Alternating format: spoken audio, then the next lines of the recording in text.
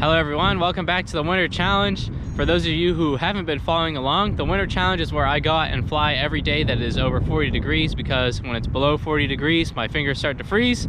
So today it's pretty nice out temperature wise, but it is a little windy as you can probably hear. So we're out here at this local park that's pretty big.